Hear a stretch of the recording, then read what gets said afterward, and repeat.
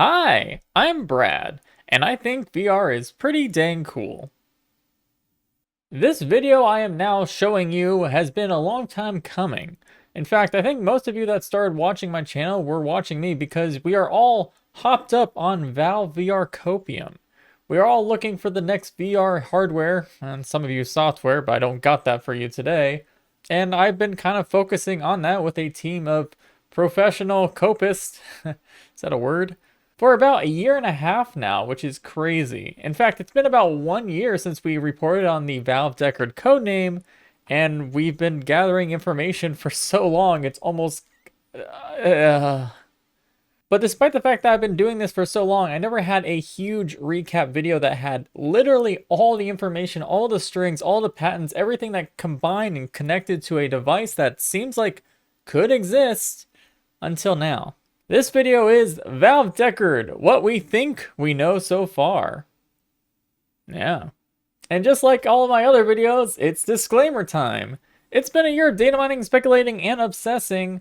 Evidence will be provided for this video, but it's more so an invitation for discussion and for you people to give your own takes. Our say isn't final. The only person or company's say that is final on what Deckard will be Valve whenever they announce the dang thing. But it's fun to speculate, and here's a lot of evidence of what we think it is. And if you think this video is long, imagine how long it took to make this video, prepare for this video. Even longer. The best YouTube functionality, in my opinion, is the chapters. And if you really just came here to kind of see what one specification you're looking for and what we think are things, then go ahead and check the chapters. I will say, though, I feel all the information is important, and the reason I'm doing this video is to make sure I see a lot of people online confusing what I think the Deckard is, and they add their own interpretation, which is fine. I just want to make sure everyone sees the evidence that we've gathered before you can start spreading around your own opinions. So Gabe Newell, even though he doesn't do much and just kind of sits around as a awesome figurehead for the company, he does know kind of what is going on in terms of what hardware investments are being made, and last year he said this: "We're making big investments in new headsets and games for those application categories," speaking on VR, but also looking further down the road and saying, what's that evolve into? Half-Life Alyx was sort of our best statement on what we think the opportunities are for VR, and I think that encapsulates our current best thinking on that. And it also informs the decisions we're making on the next generation of headsets we're developing. So Valve is a really interesting company. They're trying to be like Nintendo. They've always kind of loved the idea of being able to build hardware and software together. They released the Half-Life Alyx for the Index and built that software together with that. And they're learning what they learned from Alyx to build the next generation hardware and probably software that comes with that. But if you understand how hardware progression works and really how these companies build things, these comments are really nothing, and they don't give you a hint of what kind of device they're making. But Gabe Newell has been talking a lot recently, ever since they announced the Steam Deck, and kind of give you an idea of where I think the price point and really will make a lot of this video make sense, because there's a lot of people that have a different opinion than me on what Valve price target category they'll go in. But I want to bring up this more recent Gabe Newell quote. And basically, it was from Rock, Paper, Shotgun, and they're asking why the Valve Index was so expensive and the Steam Deck was so cheap at $400 US. And Gabe Newell replied, "When we look at VR, we still continue to believe that the challenge really is building the most sufficiently compelling experience. It was more important with Index to build the best possible experience, and in fact, we still think it needs to improve on really basic things in terms of ergonomics, visual fidelity, quality tracking, and so on." And he goes on to talk about how the handheld gaming category is not really like that. You can easily create a cheap device in a handheld form factor with that not high cost to have a good experience.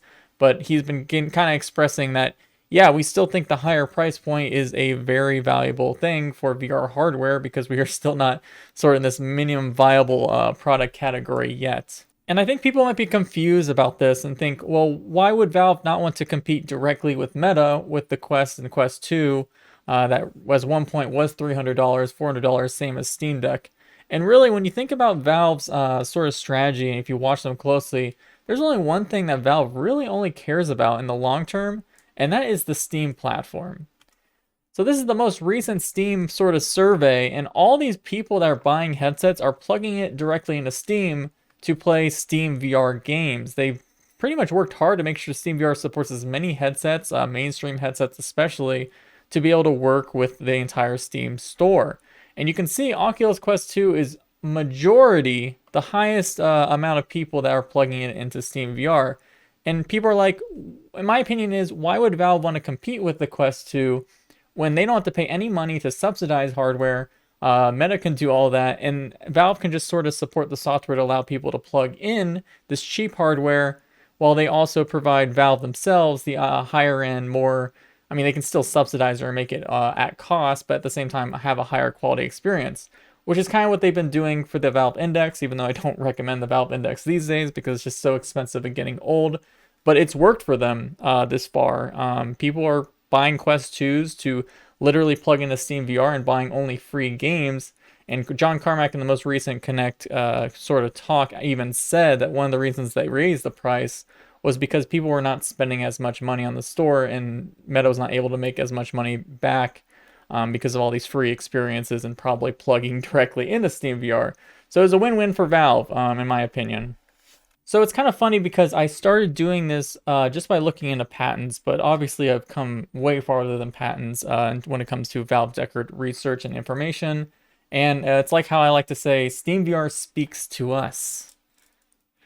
Not crazy. So the first Deckard actual naming strings were first added in January 2021, which is last year, almost 2 years from when I'm making this video.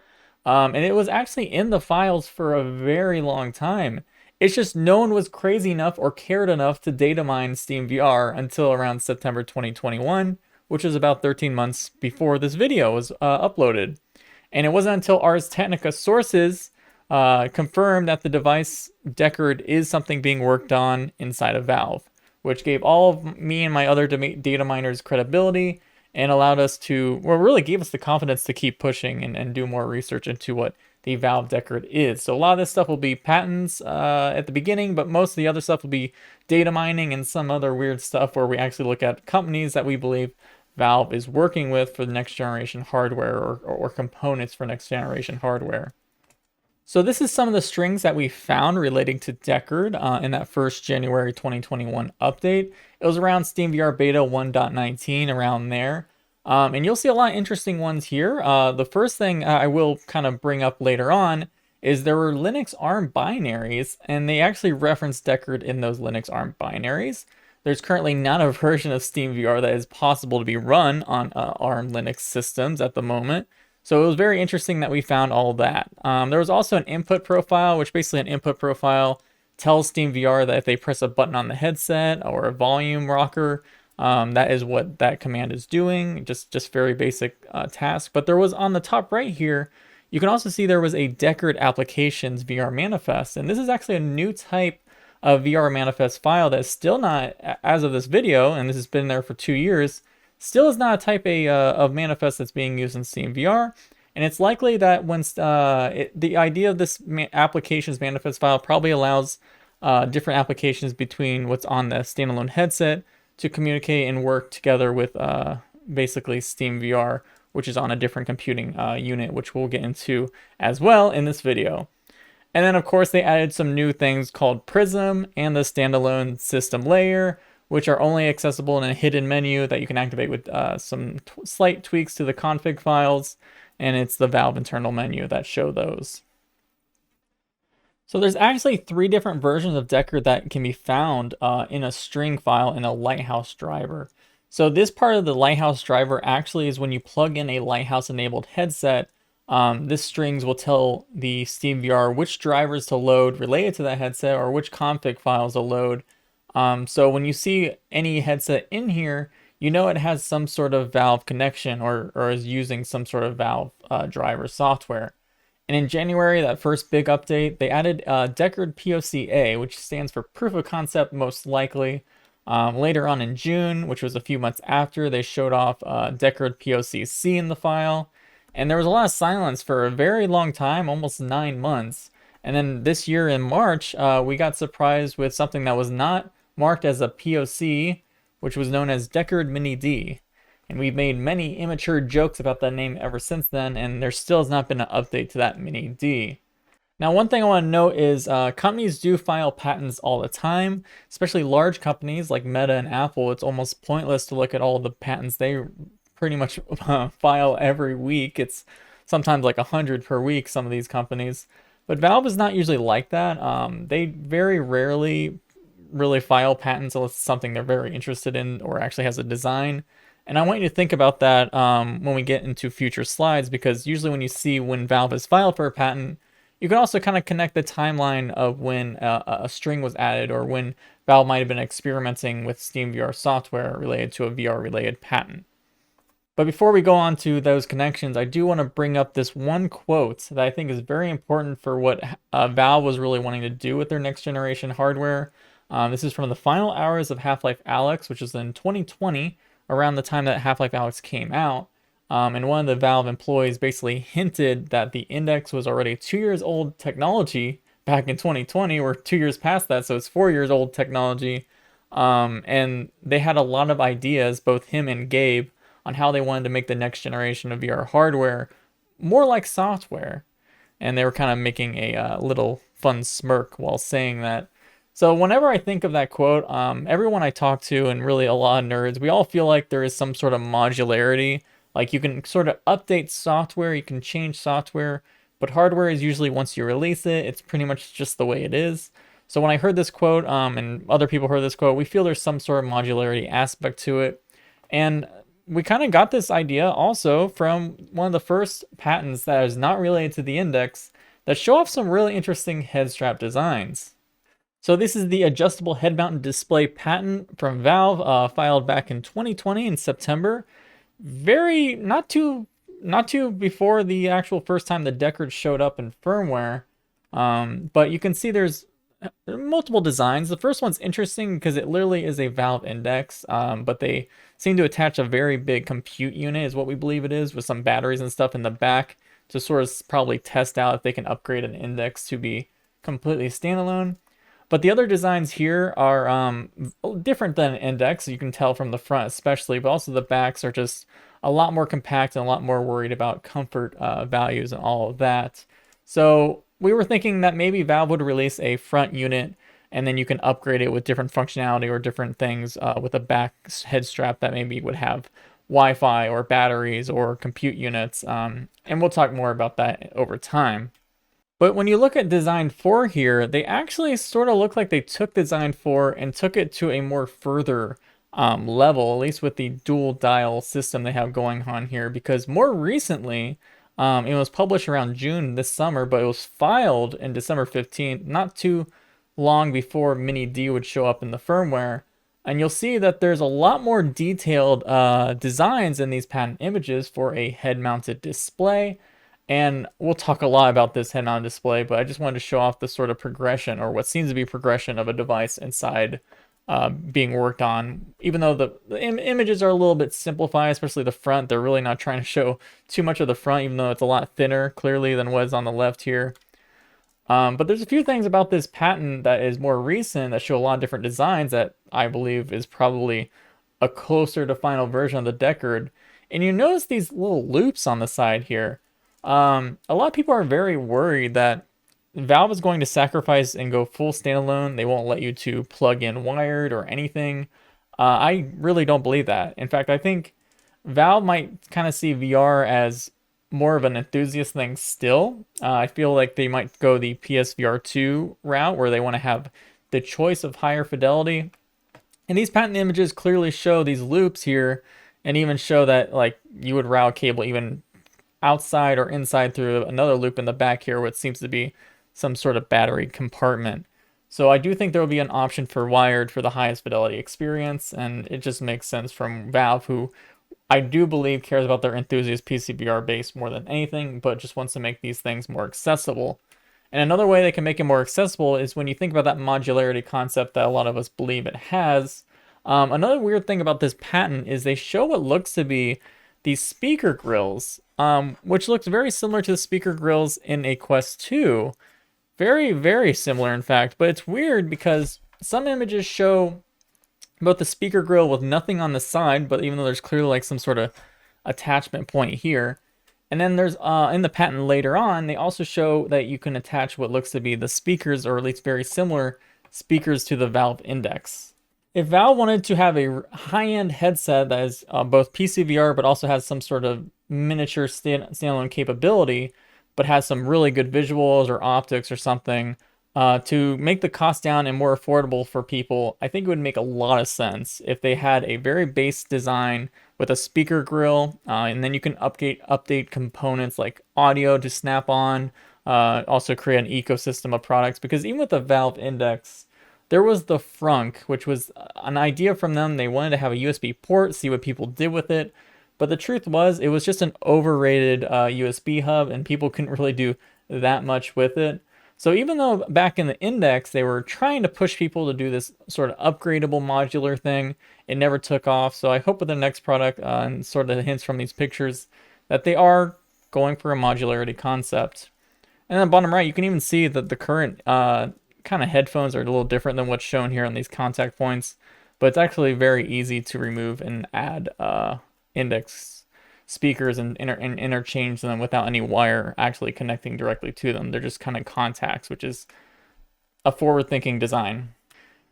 So I just did a whole spiel about how the Index might not really be fully standalone, or might be focused to the enthusiast PCVR crowd. It's complicated because there is a standalone functionality definitely happening here. But how are they going to still support Steam? Their bread and butter, their moneymaker, their x86 based platform that they've been pushing with the Steam Deck, and just everything relies on Steam, right? So when we first were thinking about it and seeing a lot of comments made from Valve employees, clearly they wanted to do something with the Steam Deck APU and just throw that into a VR headset and call it a day. But I think it's not going to happen right away. What I think is actually happening is, even though they are taking the Steam Deck, which is Valve's first foray into self-contained computing, it's a great device. It's already sold 1 million units in its first year, more than that. We don't know the exact numbers, but they did confirm at least 1 million. But yeah, Valve employees have said that they want to put something like a Steam Deck APU, which runs on x86, in a standalone VR headset.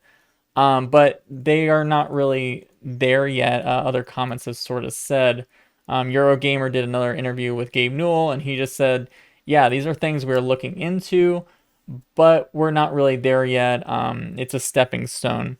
And then all of our speculation before we had all these comments and all these things was really thrown out the door when we found out this.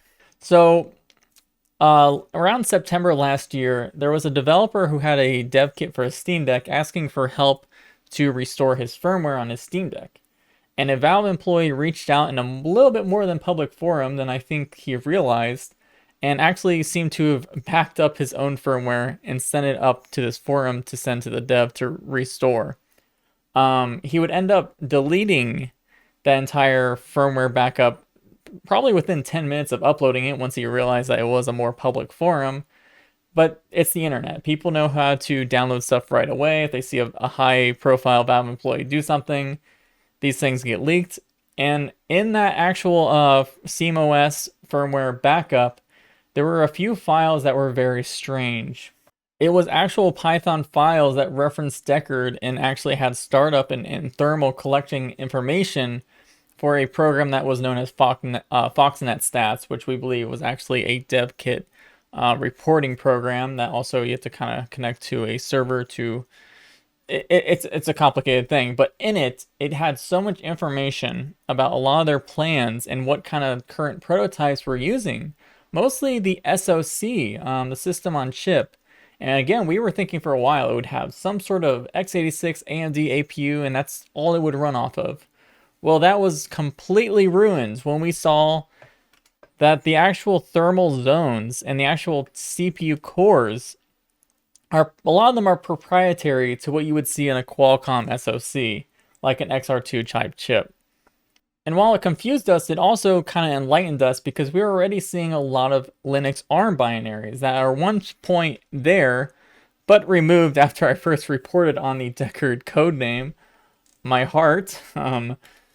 But yeah, there was Linux ARM binaries, and it made sense that they're clearly doing something with ARM. Even these files within that SteamOS, which is an x86 operating system, they were referencing those Linux ARM Deckard files and some other stuff going on with that. So we knew that at some point, whenever Deckard would release, it would likely have some sort of Snapdragon chip.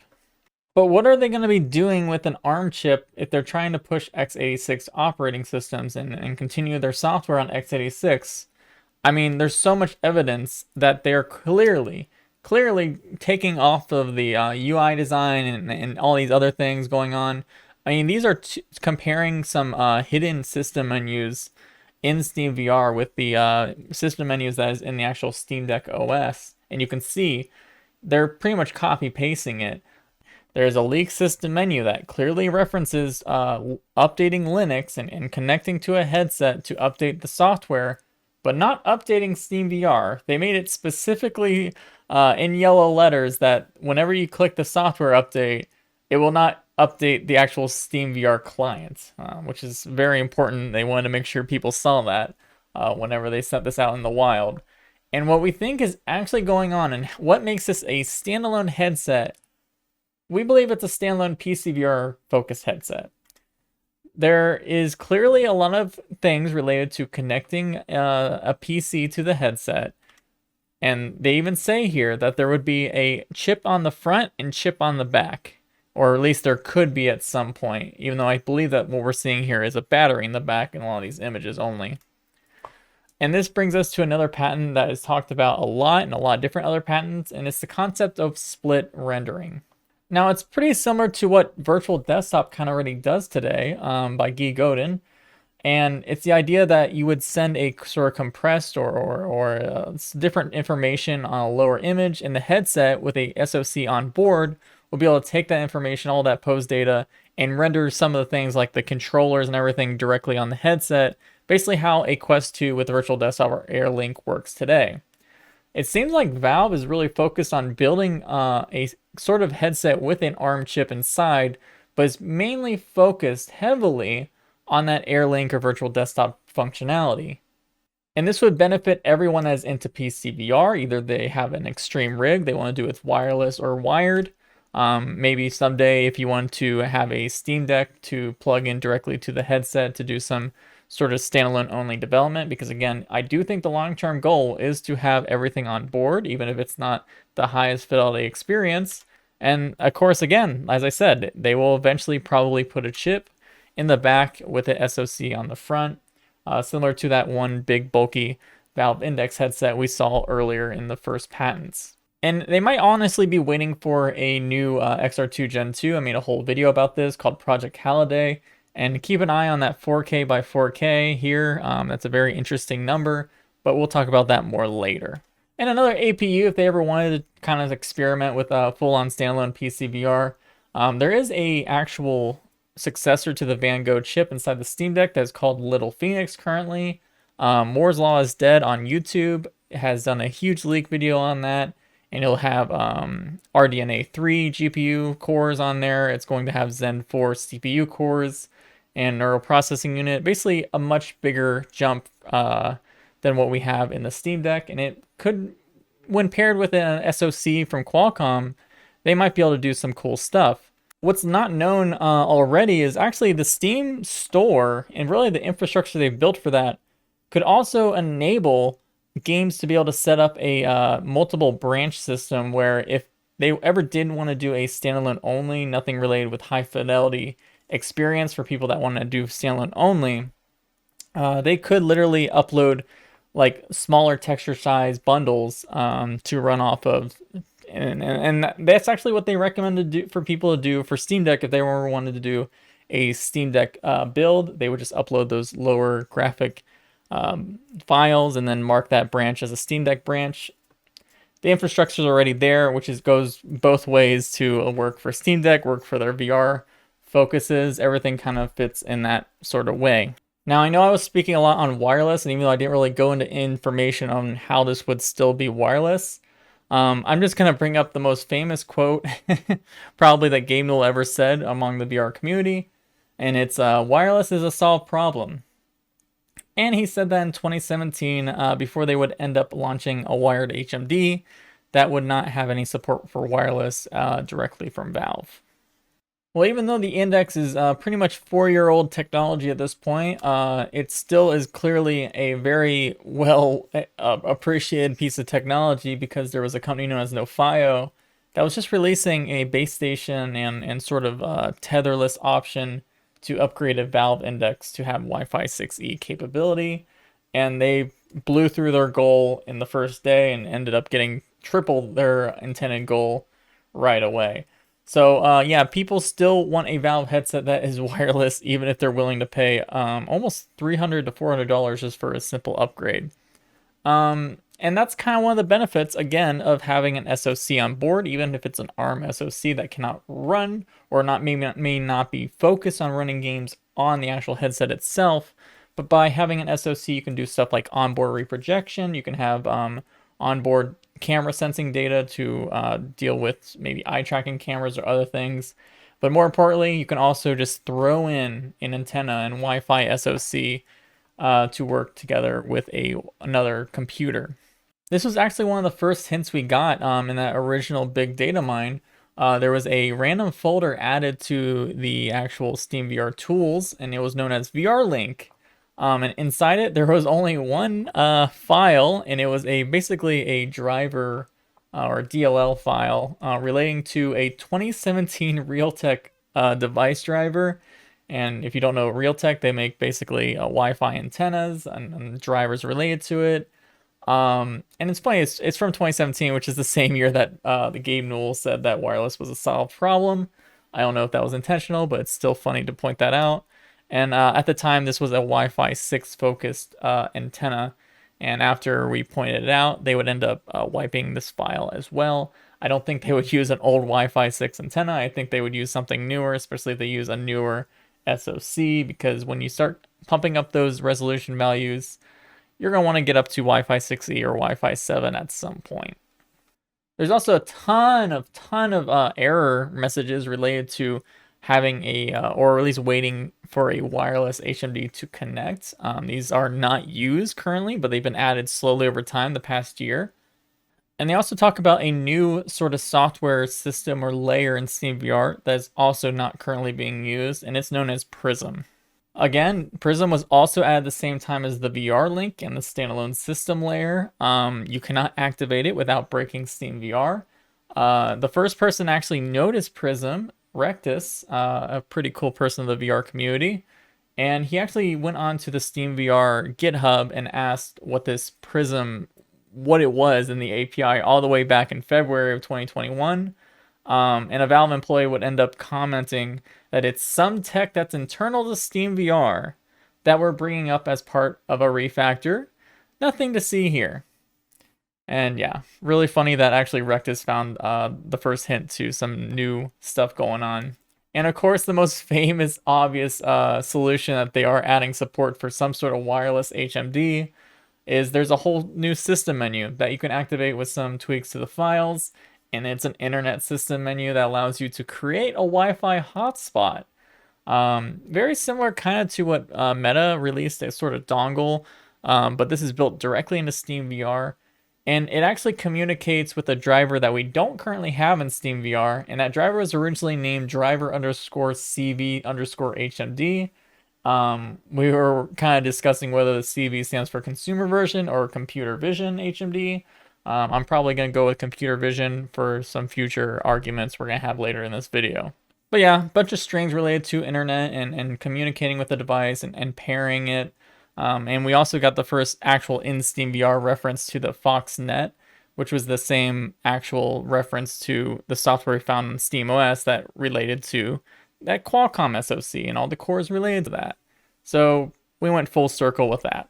Again, just to recap on the actual internet and wireless wired, we do believe that there will be multiple choices on how you want to experience VR, the highest fidelity wired experience, and then the Wi-Fi experience that you're probably very used to at this point in time.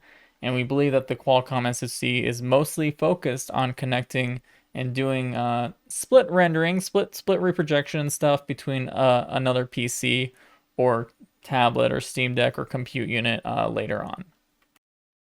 Now let's talk about displays and optics. This part is probably one of the most craziest types of research we ever had to do for Deckard. And I'm just going to tagline this as the OLED micro displays whisper into my mind, because that's basically what's going on here. So back in that same 2017 interview that we were kind of making fun of Gabe Newell for saying wireless is a solved problem, he also said this: we're actually going to go from this weird position where VR right now is kind of low res to being in a place where VR is actually higher res than just about anything else, with much higher refresh rates than you're going to see on either desktops or phones. So you'll all actually see the VR industry sort of leapfrogging pretty much any other display technology in terms of those characteristics. It's probably not obvious from the first generation of products, but you'll start to see that happening like in 2018 and 2019. Clearly that didn't happen too. But when you obsess with Valve and kind of timeline things as much as me, you will see why Gabe Newell was predicting these weird times for both wireless and higher resolution than what we have on phones to happen. So again, going to the final hours of Half-Life Alyx, I'm going to read out this whole thing. VR was still a speculative frontier, but Valve was going all in, both for games and for hardware. The Vive, back in 2016, was Valve's first crack at a VR headset. But the hardware lab had secretly started work on a next-generation VR headset and controllers, and the hope was to launch Half-Life Alyx alongside Valve's new next-generation VR headset. Codename Vader. The internal codename for Valve's first proprietary headset was Vader, based around a compact, cradle-based headset design with incredibly high-resolution panels. We weren't going to be held back by third-party and business realities, so we went a little crazy with our design for Vader, admits Pierre-Luc Graffis, a programmer who initially joined Valve to help port its games to the Linux operating system. HTC helped us figure out what could be productized, but without that tension, we sort of maxed out everything on Vader. Fun thing about that certain Valve employee, he's actually one of the main driving forces behind Proton, which is the very good compatibility layer of bringing Windows games and just having them work very well on Linux. Vader, it turned out, was far too ambitious. The ergonomics, the fundamental mechanical and technical architecture had problems, admits Solan. It was a growing up moment for our team. Those familiar with the Vader plan say if that headset somehow been manufacturable, it would have cost consumers upwards of $5,000 US. We didn't learn how to self-compromise very well, Solan says with a laugh. Vader ended up as another one of Valve's canceled projects, and a setback that would cost the hardware team a good 12 months of development time. Out of the ashes of Vader, however, came Frank, a new product with a new set of goals and a new timeline. The Frank project, now known as the Index, inherited some of Vader's best features: the same Knuckles controllers, the Lighthouse 2.0 base stations, and a revolutionary off-ear audio design created by Valve's Emily Ridgway. It's really fun to talk about Vader because it's just this crazy headset that they were trying to productize at one point, even though it was just crazy expensive. And when you think about this headset and the timeline, it's actually around the same time that Gabe Newell made his comments. They didn't actually cancel Vader at that point. So you can get the idea of what Valve was kind of working on back then. Vader was just a super high resolution headset. It probably had some sort of wireless functionality somehow. And this interview that Gabe said that was around January or February of 2017. And Vader wasn't canceled till around March of 2017. So those comments make sense in that context, even though they didn't pan out for the updated index that would release. Now, the fun thing about Vader is if we look at sort of patents that were filed around the time that Vader was in full development, we can sort of find a lot of connections on what kind of displays that they were planning for Vader. And on March 2nd of 2016, which is after the reported Vader headset development started, there was an OLED on silicon design patent filed by Valve Corporation. And it's probably the most weird patent that Valve has ever filed for. I mean, they have some cool patents related to optics and stuff, but for displays, they don't really go into detail about how a display will be formed in terms of pixel format and pixel rate and sizes and microns. It's very well detailed. And it's literally called Display with Stacked Emission and Control Logic Layers. I'm not going to go into too much detail about this, but to summarize it, I'm going to read these big tidbits here. Basically, it is a design for an OLED on silicon or OLED micro display with a resolution of 4K by 4K that features relatively large OLED pixels with approximately 10 micron by 30 micron subpixels. And it goes on to say that they would have really large displays even, which is very rare for OLED micro displays. Usually they are less than 1.4 inches diagonal because you are using lithography equipment, which is basically the same thing you use to make SoCs or chips. And there's a limit to how big you can actually make a lithography print in one shot. And this patent would even go into detail that they would stitch multiple shots of lithography to create a larger display, which even goes up to 50 by 50 to 65 by 65 millimeters. And that 50 by 50 millimeters is around 2 inches each way, which would mean about a 2.1 inch diagonal display. So that brings us to a company known as eMagin. So this company has been around since the early 2000s, and Valve, even before they were serious about creating VR hardware products, I was talking to Jerry Ellsworth, who was a former early on Valve hardware employee, and she even admitted that they were using a lot of eMagin displays and a lot of prototype units for a lot of different things. But basically, eMagin makes OLED micro displays and a lot of methodologies of how to create them. And they've been mostly focused on the American military and using near-eye displays for the military. And you can see this headset. This is known as the steampunk headset. I think it's an accident why they called it that. I don't think it's related to Steam here.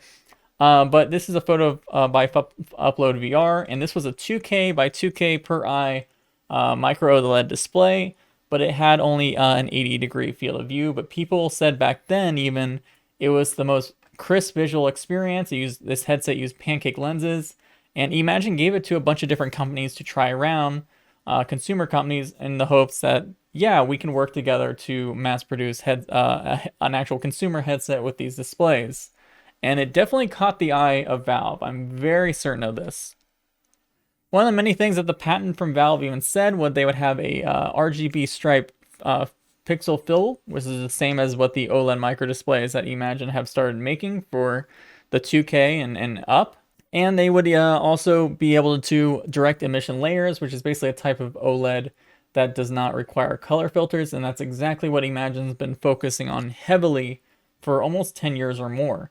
And of course, I don't think that Valve just designed that technology. I think eMagin was working on it, but Valve loved it and wanted to get on board with a 4K per eye design. And that's what they really patented, even though it's just excruciatingly different, or similar, I should say.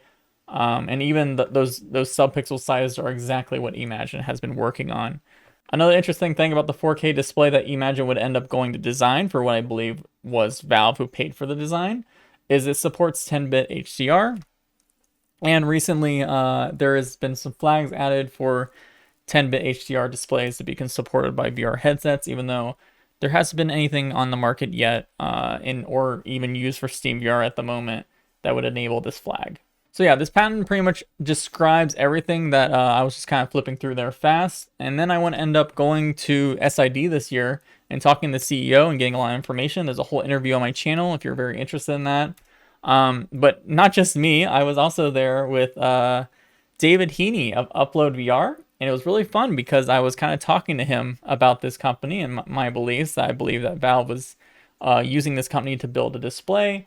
And he was a little skeptical, because this company's been around for a while, and I get that. But he would end up talking to the CEO by himself and seeing this 4K by almost 4K display that is 2.1 inches diagonal, the same specifications that Valve patent has. And they would write a whole article on the fact that on the board that drives the display prototype, it says Steamboat. So just too many coincidences. David Heaney would even ask the CEO if that Valve worked together with them to build this display. The CEO could not admit it, but he didn't deny it. And he also said something regarding the lines that there was also a bigger company working together on this display, which I'm going to end the conspiracies there. But I'm very certain that Valve is very serious about this display and wants to produce it at mass volumes for a product. And Deckard would be the culmination of the perfect enthusiast grade VR headset if it actually ever did make it into a product. So let me just finalize this sort of timeline here related to Vader. So again, Vader started in early 2016, right before the HTC Vive would ship. And then a couple months after they would start the Vader project, they would file a patent that gave excruciatingly detailed specifications on different sizes and different types of OLED on silicon displays. And then around early 2017, right after they canceled the Vader project, and right after the famous Valve interview, the eMagin would go on and report that in April 2017, the company would work with them to create a 4K by 4K OLED microdisplay design, and that was finished pretty recently, actually. And they're currently working on getting a mass production partner for that. And I hope that Valve sticks with this plan, because if this display actually is as good as all the specifications say with the OLED blacks, it would be incredible. And I think the Quest Pro would look like garbage. One final tidbit, we also said that Qualcomm would be making a new chip, and the one thing in the import records that kind of give a hint to some sort of specification is they said here that it seems to be able to support 2 times 4K by 4K, and we believe those are displays. The current XR2 Gen 1 only supports 3K by 3K at 90 Hertz, so it would make sense that a new generation, 3-year new generation chip would support bandwidth up to 4K by 4K, which would fit perfectly for a standalone headset that uses this SoC just for PC VR and includes these kind of displays. It's just like a puzzle piece that just keeps getting added to complete a beautiful puzzle, and it gets addicting, and I hope it is right. Some other small things that they'll probably do with the display that we're starting to see in products happen that's not even Valve related. I talked a bit about counter-rotating displays, which allows you to make smaller optics and make displays smaller as well, and get more FOV out them cheaper, basically. This is what the Quest Pro is actually doing, but there's also one more benefit to it. You can actually not just lower the cost and improve FOV, but you can also allow a greater range of IPDs. If you notice, the Quest Pro has one of the highest IPD ranges of any consumer product at 55 to 75. And the Pico 4, they are only around 62 to 72, I believe. And there is an option to go even closer, like to around 58. But everyone's reporting if you do that, you're going to start squeezing your nose to an uncomfortable level. And when you counter-rotate the displays, it actually allows you to get closer without that squeezing issue for your nose. So there's a lot of benefits of actually doing this, and SteamVR itself already has strings related to setting parameters for exactly what clock or rotation each display are for each left and right eye. Finally, for optics, this is where things get a little confusing. I just want to kind of bring up that Ars Technica actually gave us a hint on what kind of optics that Valve were looking into. Last year I was talking a lot about different companies related to like Pancake optics and even sort of stuff related to liquid crystal holographic optical elements. And Ars Technica said that their sources said I was on the right track with updated optics, and that companies like Facebook were showing off some research to the future of VR optics, which would involve lenses that can be closer to a user face, offer better performance, better weight distribution, and more comfortable virtual movement. And those sources said that Valve is moving in a similar direction for whatever shape its next headset may take. And they even, the sources gave Ars Technica a link to the exact sort of thing that they were looking into.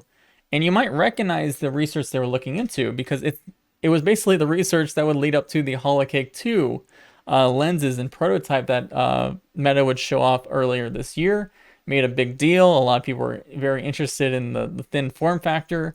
And basically what they do is they replace a glass piece with a holographical optical element, a thin film.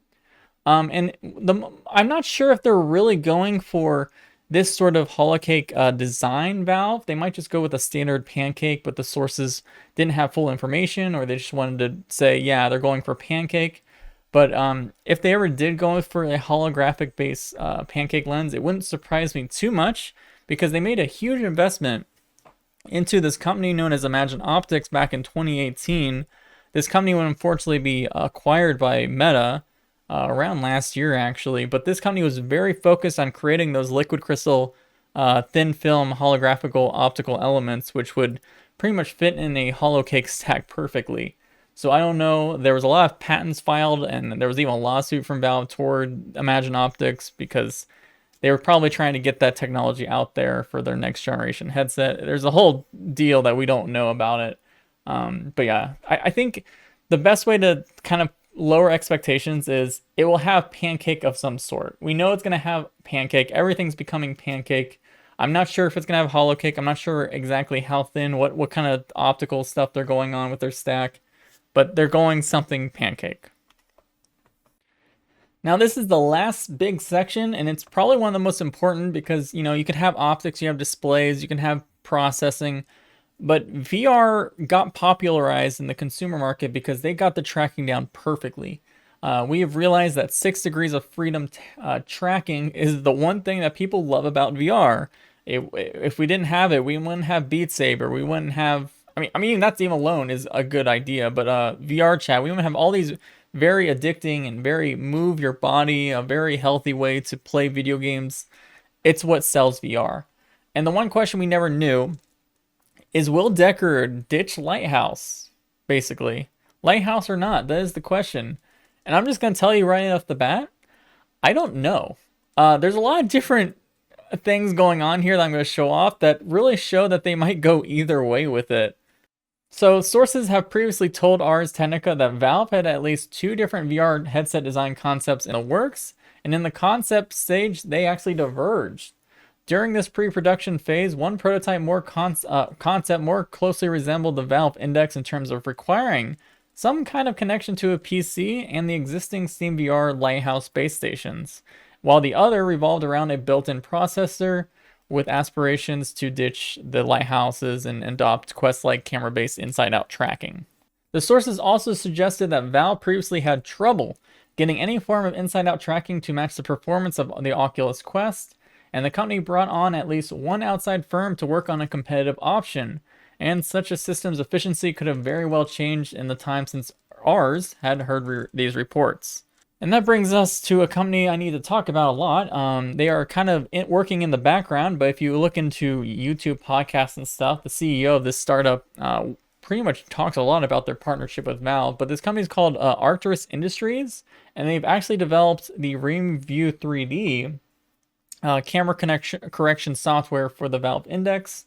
Basically, it gives you more depth correct view, pass-through view, and they've been working together with Valve on a lot of different things.